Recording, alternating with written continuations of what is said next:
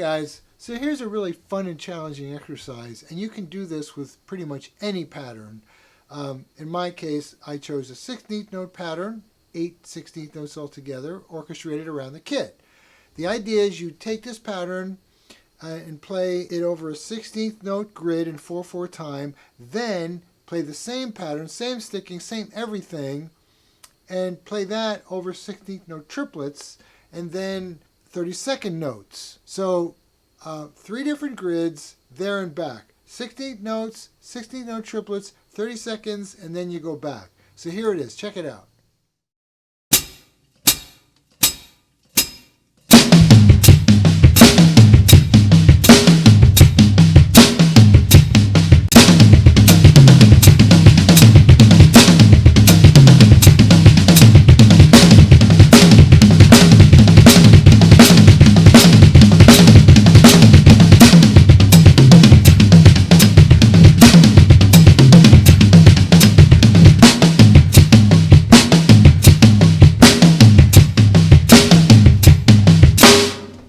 Okay, so a couple things. In order for this pattern to sound like triplets on the 16th note triplet grid version, I had to change the orchestration. I didn't change the sticking. The sticking never once changed, but I did have to move the second and third snare hits when it comes back around to the top of the pattern to the toms because it didn't sound like triplets. So here's what I mean. Check this out.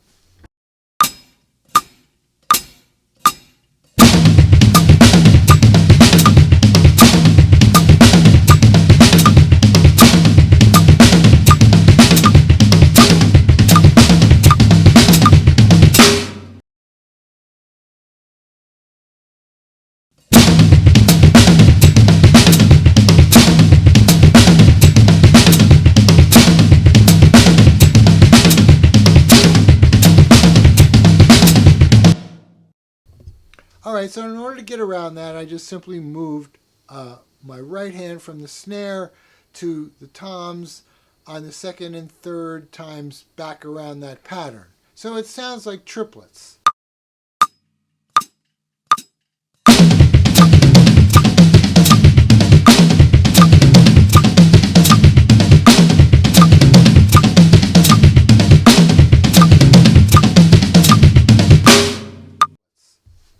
Alright, anyway, so that's the basic idea. Now, if you want to take a little further, the next step would be to, instead of playing the hi-hat on quarter notes, play it on the upbeats. So you'd be playing the hi-hat with your left foot on 1 and 2 and 3 and 4 and. Just doing that creates a whole different challenge, a coordination challenge. So anyway, so here's that same exercise playing 8th note upbeats.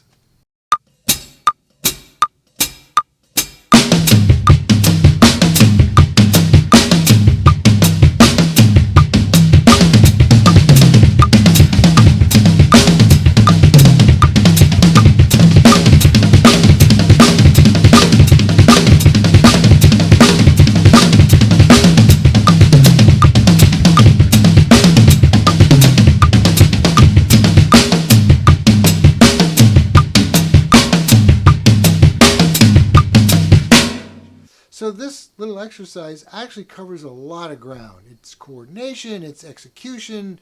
I love these type of exercises because, you know, you can combine different skills and improve those varying skills in a fun way.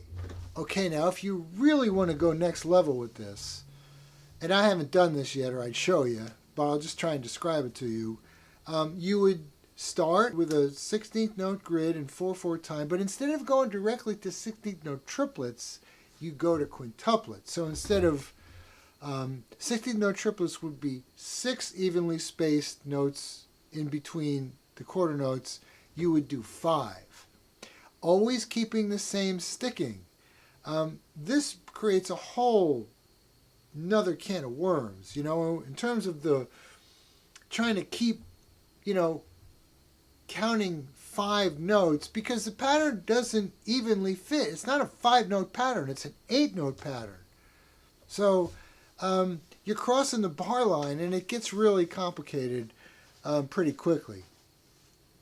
And then you would go to 16-note triplets, and then instead of going directly to 32nd notes, you'd do septuplets. 7 notes per quarter note.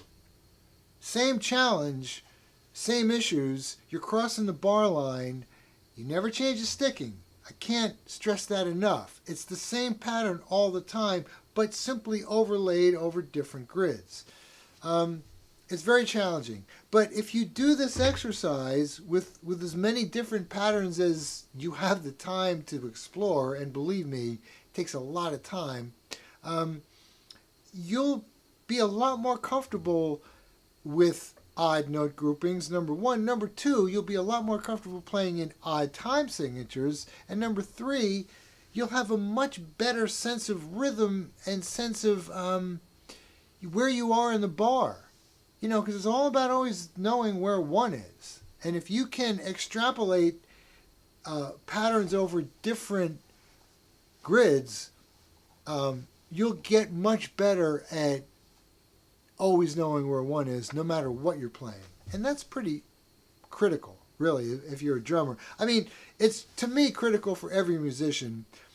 And, you know, I have to be careful who I'm playing with, because I have to try and gauge their level of awareness, because if I do some pattern that's to the ear not normal, I can lose them.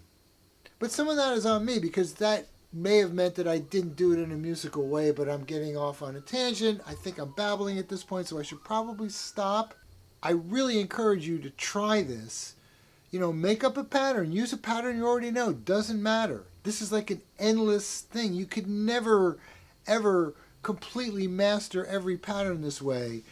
But if you start exploring different patterns, you will soon discover that some patterns just sound better than others on different grids, right? So anyway, check it out, guys. And I hope you got something out of this. I'll see you in the next one. Bye.